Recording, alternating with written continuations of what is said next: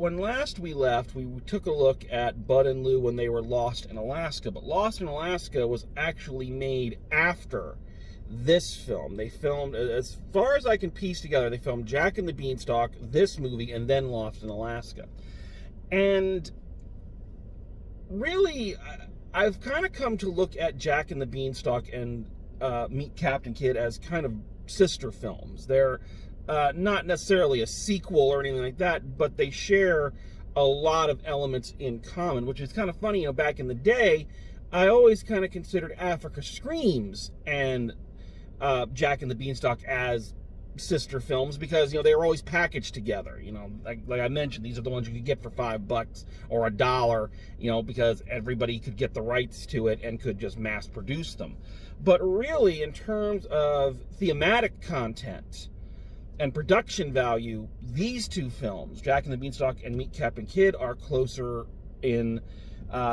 related than Africa Screams. Africa Screams was done several years prior, and these two were done almost back to back. Again, if you recall, the deal was that Lou would produce a film and he'd be in charge of that one, and then Bud would produce a film and he would be in charge of this one. So Lou did Jack and the Beanstalk, and now Bud is doing Abbott and Costello Meet Captain Kidd. And what I really like about these movies, about both of them, okay, I think first thing we have to establish is that, okay, in terms of a picture on its own, a standalone film, it's not the greatest, but I also feel like it's unfair to constantly keep comparing these films in the latter half of their careers to the classics they made when they were first starting out. You just can't compare it, and that's perfectly fine. That's not a knock on these older films. It's just saying that you can't compare the classic stuff to the stuff done kind of at a later portion. You can still have some good stuff, and you can still have quality films, but they're never going to reach that pinnacle that they were when the act was fresh and everybody was starting out, even though now you have more experience. So yes, in the greater Abbott and Costello filmography, I don't feel this film is, as high up there as some of the past, but I do feel like this one and Jack and the Beanstalk are really important artifacts, not just in the careers of Abbott and Costello, but also this film especially, which I'm going to talk about, they may be underappreciated pieces of Hollywood history. And I know that's a big statement to make, but I'm going to explain myself here shortly.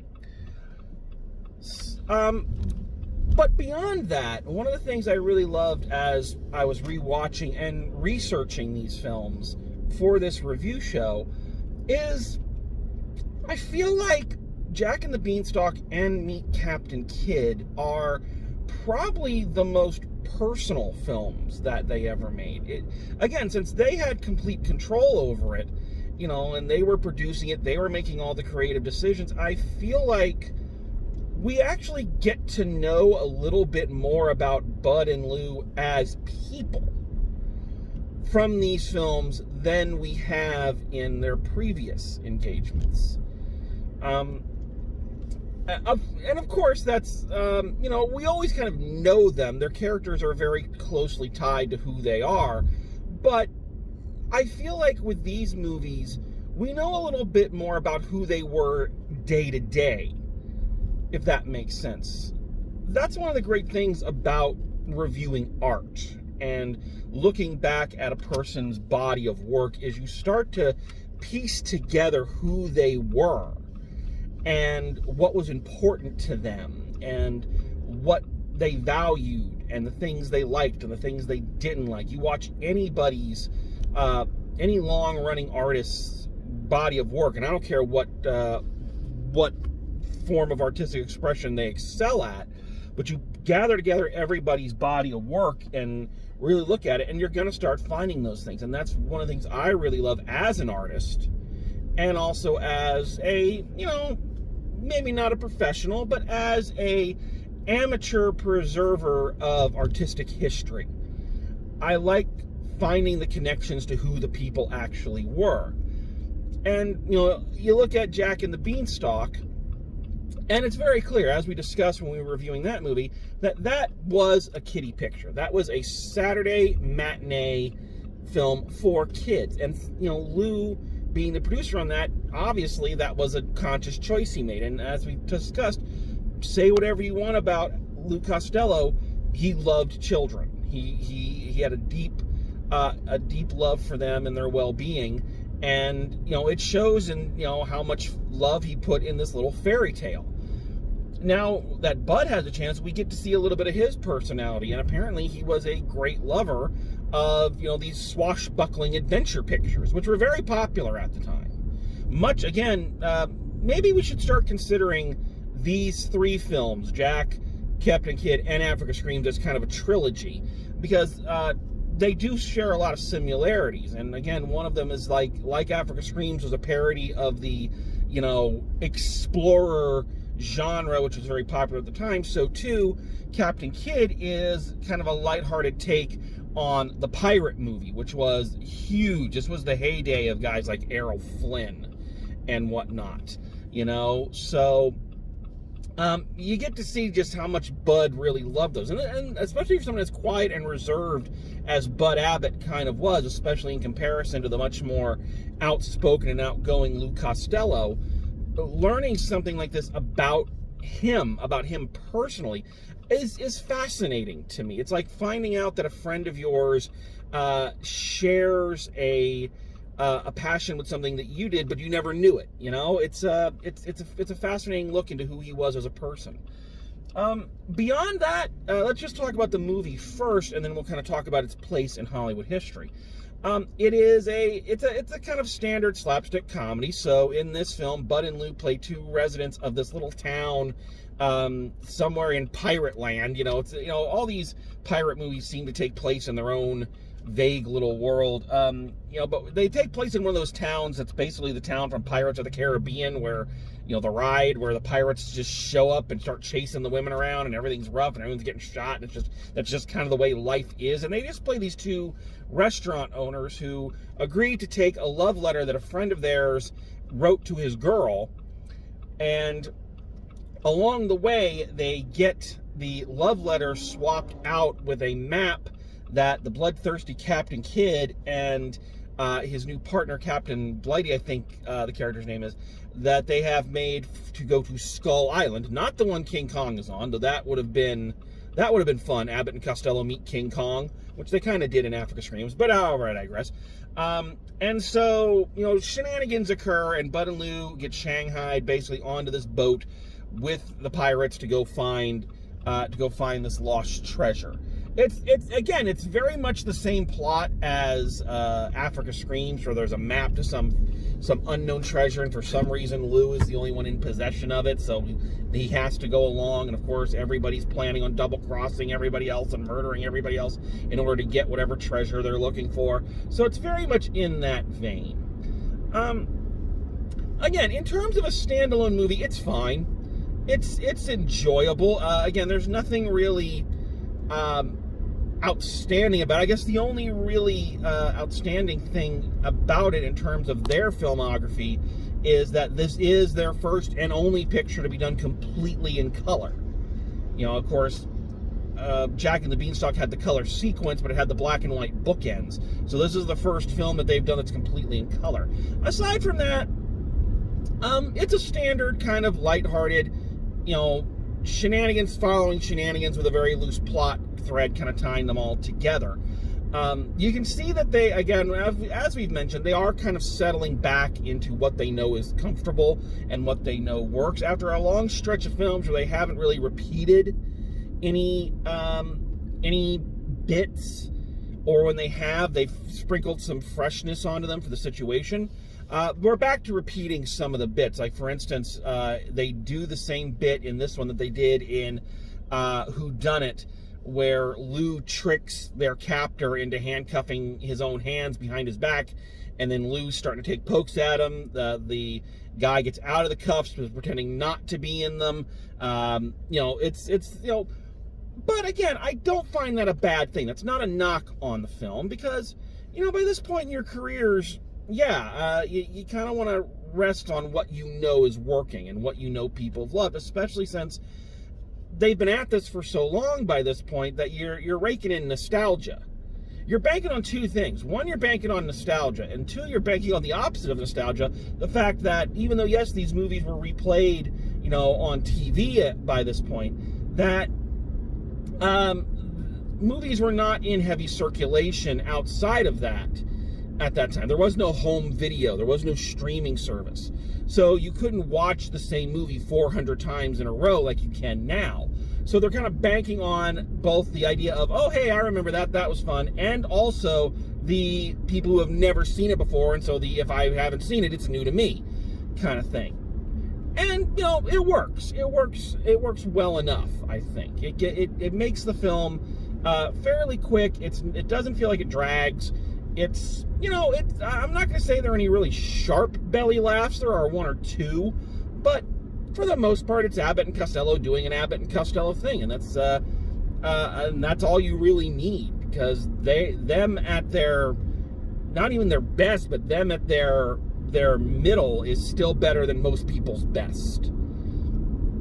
Once again, because they are producing this film, they surround themselves with a pretty strong supporting cast, made up of a couple of Abbott and Costello alumni. Of course, Captain Blighty, who is kind of the female pirate captain, who, for some reason, which is very, very loosely explained, starts to fall in love with Lou Costello's character, I guess, because it's funny. I guess the only thing is they kind of make the joke that he's a really good kisser. Is played by Hilary Brooks, who is a decorated Abbott and Costello veteran. She, of course, appeared in Africa Screams as the heavy there, and also at this point in time had just wrapped work on the first season of the Abbott and Costello show as their Elaine, essentially. We're going to talk more about the Abbott and Costello show a little later on, but she was a Bud and Lou veteran. She was basically their Margaret Dumont. They'd had a couple of them throughout their careers, but I think Hilary Brooks really was that female co-star that they really liked, who could really hang with them, who could adjust to whatever they needed her to be, and could play it all very well. She was a good third stooge. So yeah. Also in this, Leif Erikson, who was a Hollywood heavy for many, many years, one of those guys who played bad guys on a lot of things. He's an Abbott and Costello veteran, having played Wanaba, the native rival to Lou Costello in Pardon My Sarong. So another connection there. We have, once again, and again, I find this so funny because they hated this so much in their earlier films, and yet in both movies they produced, outside of Africa Screams, they put the boy-girl love story back in, and I just find that bizarre. They hated it so much, but I guess, again, they kind of figured the structure worked, and as long as they were still the main characters, and these other characters were just kind of there to aid them and not the other way around, I guess they didn't mind it so much. And here we've got their friend Bruce and his love interest Lady Jane, played by Bill Shirley and Fran Warren respectively, and they're fine, they're okay. I mean, there's really nothing to them. They have no characters or character traits about them aside for Bruce sings, and Fran Warren is the typical lady in one of these in a pirate movie who gets kidnapped by the pirates and is under constant threat of rape. I don't say that as a joke. It's just that's what happens in these movies. There's always my pretty, I will romance you, and you're just like, okay, that's not good. That's problematic. But yeah, they're just kind of there. Fran Warren didn't have a lengthy career. Only about 4 movies, including this one, to her credit. Bill Shirley was a decent day player, and, he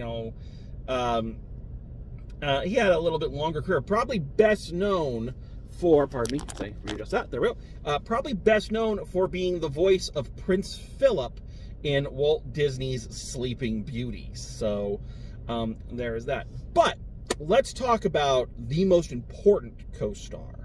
and why I feel this film is an important and overlooked piece of Hollywood history. So one of the big things about this movie is this film co-starred Charles Lawton. Now, for those who don't know, Charles Lawton was a very, very highly regarded and respected actor in his day, and he was an actor, not a movie star. He's British, so there is a very, very clear distinction there. And he plays the title role of Captain Kidd. From everything I understand, this relationship went down as follows. So Charles Lawton actually guest starred on a show called The Colgate Comedy Hour, which Bud and Lou would host along, in a rotation with other comedians. Again, we're going to talk about The Colgate Comedy Hour a little later on. While doing that, he had such a good time working with them. He said, I want to do a picture with you guys. I really want to do a movie with you guys.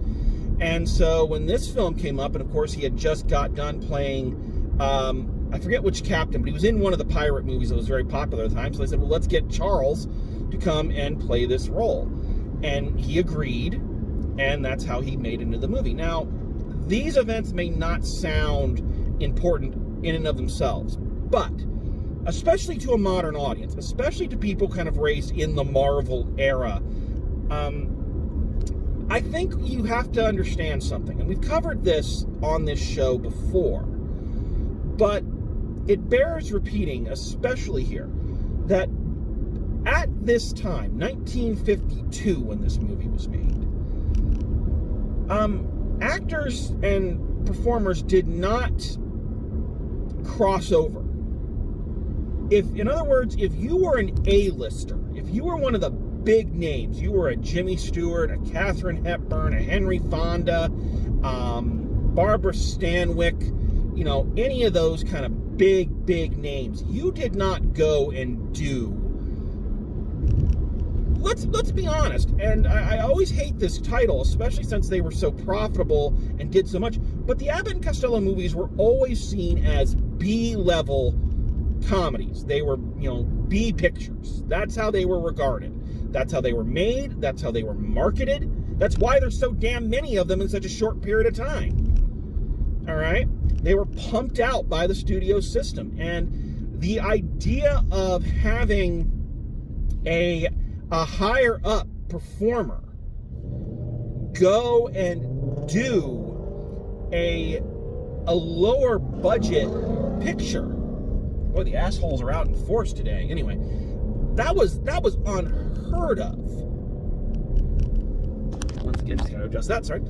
You may remember that was one of the critiques that Abbott and Costello had with their contract at Universal when it came up for renewal, is they were tired of kind of getting the lower end of co-stars. These guys were big names in Hollywood. You might not believe it, again, by the number of people who were in their movies with them, but they were big deals, and they were friends with a lot of these people. They had all these people, these big name stars, on their radio show and could prove that they could hang with them. But when it came to making the movies, the studio would not do that. They felt it would, they often felt that it would somehow cheapen the A-list talent. Again, despite the fact that at one point, Abbott and Costello had made so much money, they had planned to buy Universal. Okay? Again, younger viewers don't understand that, because these days, it is very popular for actors to cross over. Back in the day, we've grown up, and it started in the 90s with things like Robert De Niro, an Oscar-winning actor, doing Analyze This, or those god-awful Meet the Parents abominations. But back in the day, a high-level Oscar winner like that never would have done a movie like that. Ever. Not even in their wildest dreams. You see Jack Nicholson in Adam Sandler movies. Back then, higher-up actors might do comedies, but they would do more sophisticated comedies. Jimmy Stewart doing The Shop Around the Corner. Katharine Hepburn doing that repulsive Bringing Up Baby movie that every movie critic seems to think is the funniest thing that ever happened. And yet, it's just irritating as hell. however, I digress. But going down and doing, one of these pictures, I mean, think about it this way. Even the Marx Brothers movies are much more, in terms of the critical eye, much more highly regarded than anything Abbott and Costello ever did. Several of their movies are on the funniest movies of all time list, whereas Abbott and Costello just have Abbott and Costello Meet Frankenstein. He's really clipping today. But even in those movies, you don't see the big name talents hobnobbing with Groucho. I mean, you would when he did his solo pictures, but none of those were successful. The Three Stooges never had, a big, any famous co-stars. So, and again, today we're used to, big name, back then, big name movie stars would never do a comic book movie, ever. That's beneath them. That's not the way it is now. But back in the day, that was the thing. But here in this movie, what you have is you have Charles Lawton, a highly, highly respected actor of the stage and screen, Oscar winner, doing not just, and I think this bears repeating and bears understanding, not just an Abbott and Costello movie, but doing an independent Abbott and Costello movie. This isn't even one of the big studio deals. This would be like, excuse me. This would be like, I'm trying to think of a really well-known actor right now, really well-regarded actor. This would be like Gary Oldman suddenly showing up on the set of some kid's college picture. This would be like Gary Oldman showing up to do the movie I'm making at my high school right now. That's essentially what it was. But he did it. And why did he do it?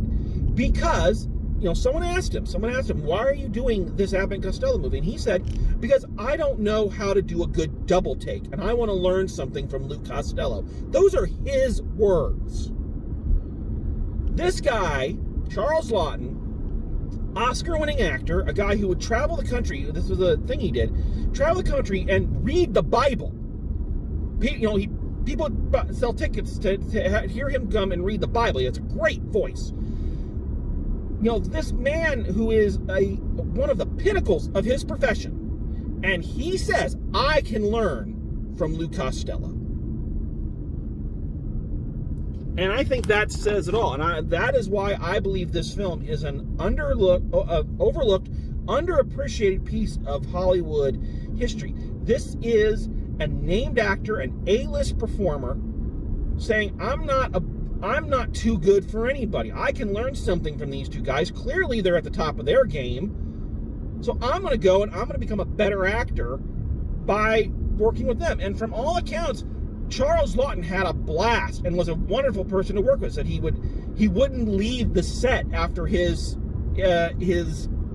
shooting was done for the day. He'd stay. He'd pull up a chair. He wouldn't go and hang out in his trailer like a lot of stars do. He stayed on the set and talked with Abbott and Costello and struck up a great friendship with them. They said he was a lovely man to work with and had a blast doing it. And I think not only just for its place in history, but I think that is what really sets this movie apart. Watching this movie, I'm sorry to say, I made this comment about the guy who co-starred about them in Lawton, Alaska. He was constantly trying to upstage Luke Costello, and it didn't work.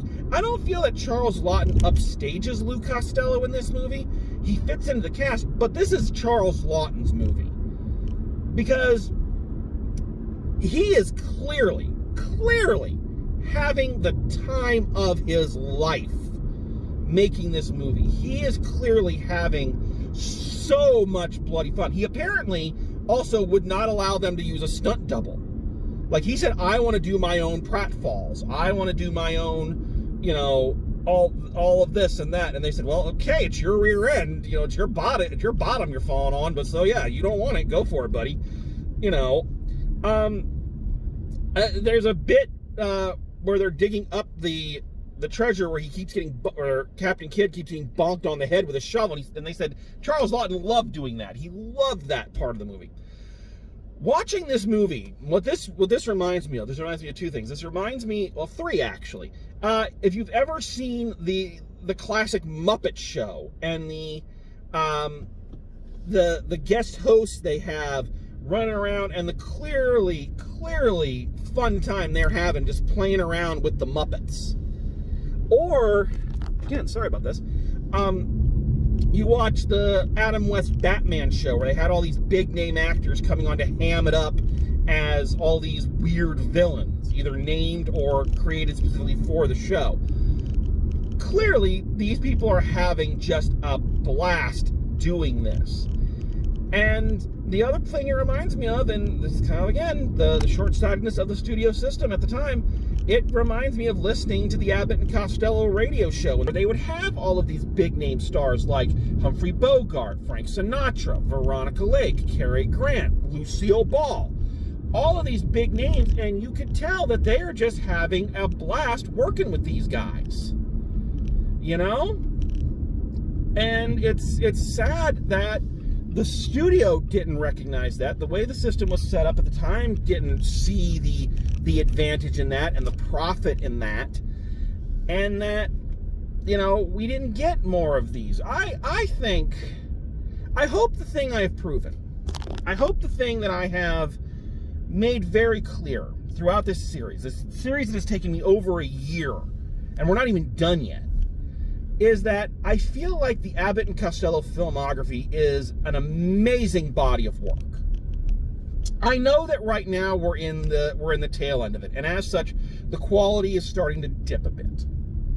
But even then, it does not take away from the fact that these are a collection of really amazing, funny, outstanding, you know, trailblazing films. So I don't think, you know, this would be a body of work that anybody, any comedian, actor, star would be proud to call theirs. And this is just, and we're not even taking into consideration TV shows, radio shows, anything of that nature. You know, we'll touch on them briefly, but we're focused here mainly on their movies. This is a body of work that anybody would be proud of. But you can't help but wonder what would have happened if they had been allowed to stretch out and, you know, work with some other people. And maybe, you know, can you imagine Abbott and Costello doing a movie with Jimmy Stewart? Because I would love to see that. How about Abbott and Costello doing a movie with Cary Grant? Like, Cary Grant seems like he would get along with Abbott and Costello really well. How about Lucille Ball, who was a very close friend of Lou Costello's? In fact, you know, they just came out with that film last year that I rated very high, of Being the Ricardos, which talks about Lucy being branded a communist. And Lou Costello was one of the voices in Hollywood that defended her. So, you know, despite the fact that he was very paranoid about communism at the time. So there you have it. You know, can you imagine what they might have turned out had they been allowed to? Again, I don't think their body of work is anything to be ashamed of, but this film is an example of what maybe could have been if the studio system wasn't quite as, you know, quite as one track as it seemed, and as it was and is still in a way to this day. So yeah, and so I think for those reasons, this film is an enjoyable watch. Again, it's not as strong as some of their earlier pictures, but what could be, really.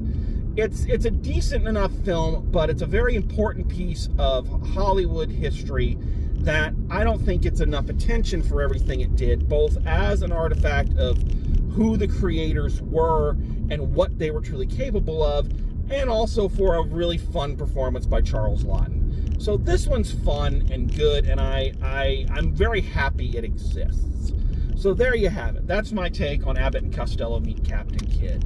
So when we return, it seems that Bud and Lou have finally grown tired of simply raising havoc and causing mischief here on Earth. So for their next picture, they decide it's time to take their particular brand of comedy to the stars. And they will do so when Abbott and Costello go to Mars. So I hope you will join us for that. Thank you for tuning in. Sorry for the camera keep falling down and for the glare, but that's just the way we roll here on Drive Home Reviews. So thank you very much. And as always, drive safe, and I will see you at the movies.